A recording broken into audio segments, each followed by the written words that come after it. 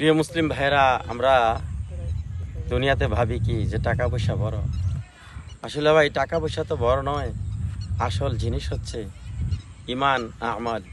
হুজুর সাল্লাল্লাহু আলাইহি সাল্লাম কি বলে দেখেন, কত সুন্দর কথা আল্লাহর নবী বললেন যে সবচেয়ে বড় কি জিনিস, সবচেয়ে দামি কি জিনিস আল্লাহ পাকের কাছে। হাদিসটা শোনেন আল্লাহর নবী বলেন, লিআন আকুলা সুবহানাল্লাহি ওয়ালহামদুলিল্লাহ ওয়া লা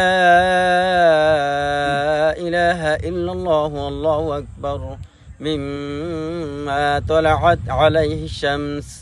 আল্লাহর নবী বলেন, আমার কাছে এই কালিমাগুলো, এই কথাগুলো সূর্য যত বস্তুর উপর ওঠে তার চেয়ে বেশি দামি। এই কালিমাগুলো কি? সুবহানাল্লাহ ওয়ালহামদুলিল্লাহ ওয়া লা ইলাহা ইল্লাল্লাহু আল্লাহু আকবার।